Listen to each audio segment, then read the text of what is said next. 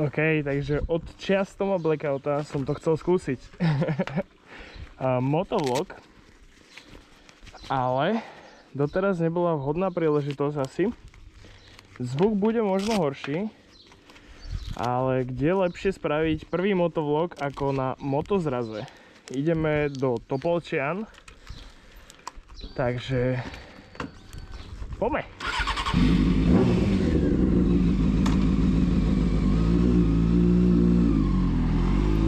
Páči sa mi to, veľmi.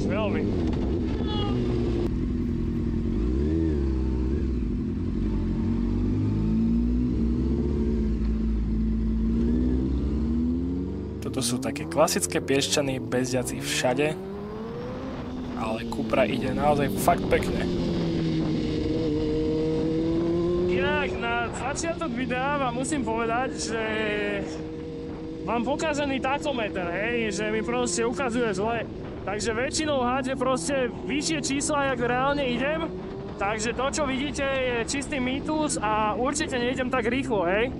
Musím to dať vymeniť, lebo však to je hrozné.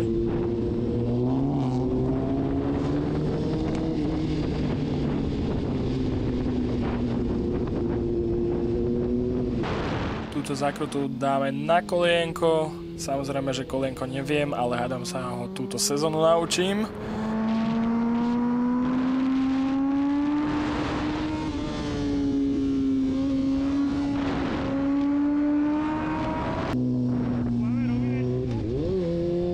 Tu si to obehnem, takže stíham, nestíham, ale asi stíham úplne v pohodičke, takže v pohode, idem tam.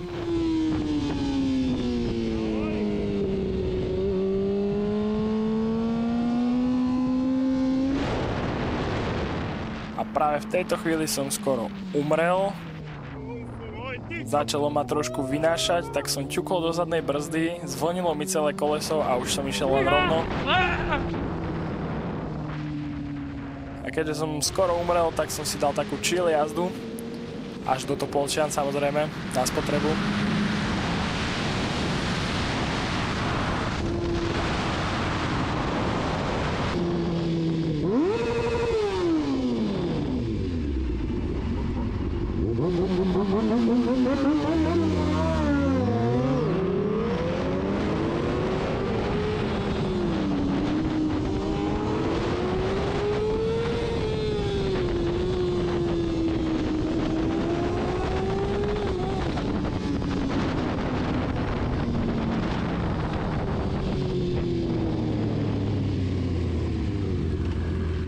Takto sa jazdí cez mesto? Tam to je, či? Idem s sebou, okej.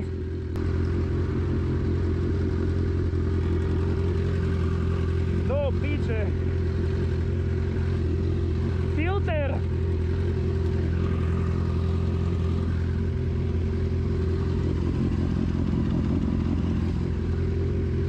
To prejde.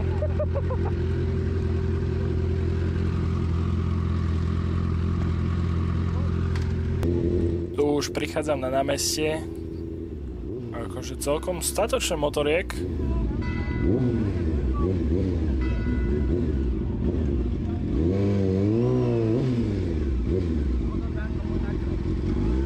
Kokos, nájsť miesto na zaparkovanie, tu bude náročné asi.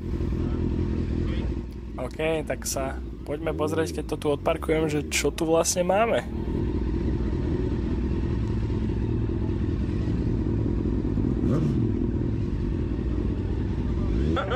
A keď robíte, pane, rozlúčky, robíte aj jiggleáči? Všetko je o dohode.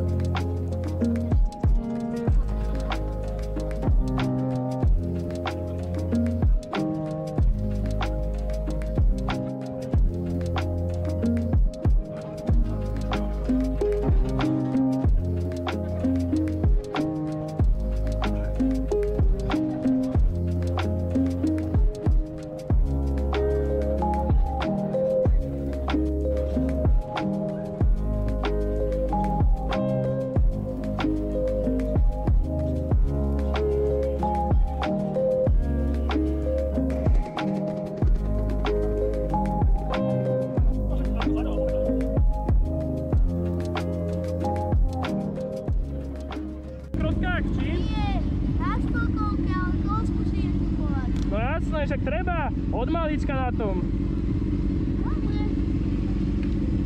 Aj zvuk to má taký decentný.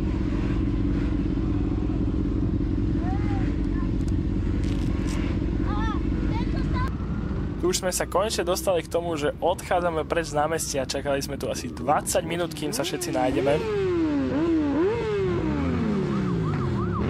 Takže ideme na to aj s doprovodom.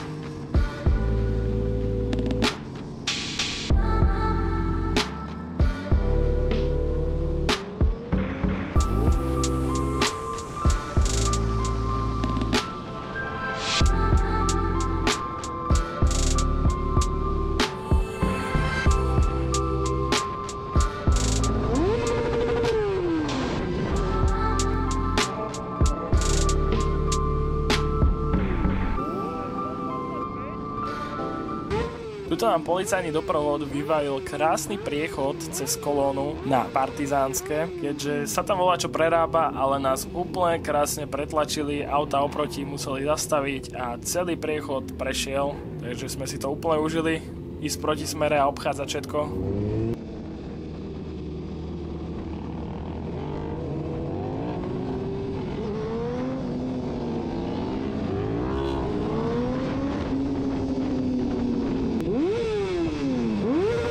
Typek na Mercedese si asi myslel, že je niečo viac za to, že má Mercedes, ale policajt ho veľmi rýchlo poriešil a schoval sa preč a my sme mohli úplne pokoji prechádzať ďalej.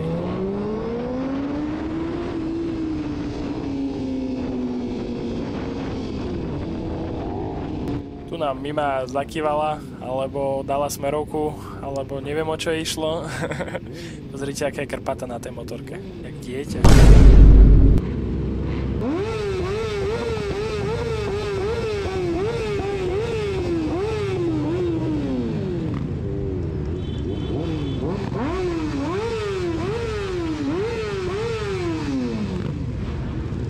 Samozrejme sme dávali obmedzovače, takže motorečka sa nám pekne zahriala, hneď som ju vypol jak úplný debil, začala mi dymiť.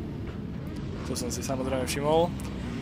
A uvedomil som si, že asi nebude najlepšie, keď má motorka 120 stupňov ostať stáť, takže som to musel ísť, že prebehnúť, aspoň trocha, nech sa zachladí, dochladí.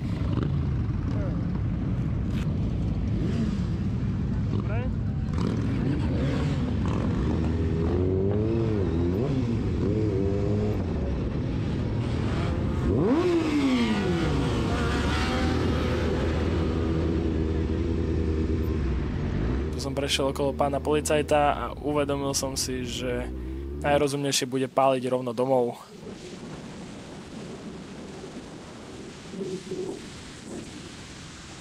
Kto sa bojí ich obehnúť?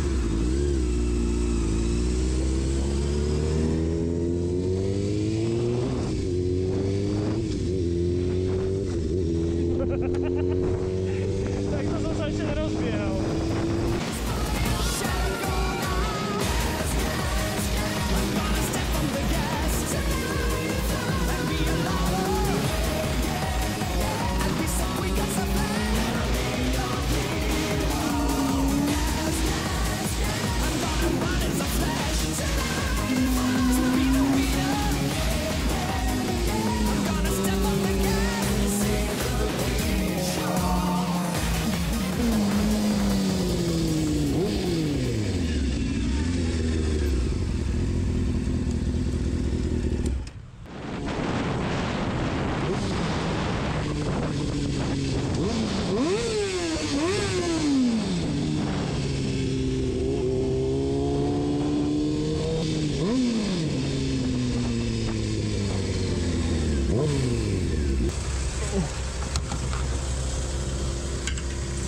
Som zvedavý, koľko tam načapujem.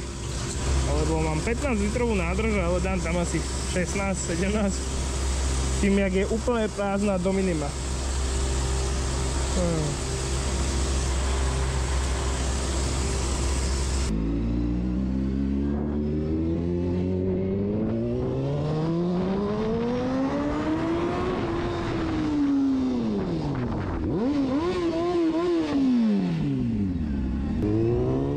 Tu som sa chcel rozbehnúť, že na plné gule, ale všimol som si ich oproti sebe našťastie a páči sa mi, jak viem vždy stíšiť tú motorku, keď vidím oproti sebe alebo za sebou policajtom. Ale tak ďakujem za pozeranie tohto videa, hádam vás bavilo a hádam už vyriešim lepšie ten zvuk aj priamo a nebudem to musieť dodabovávať. Ale tak hádam vás to bavilo, dúfam, že sa vidíme aj pri ďalšom a zatiaľ čaute.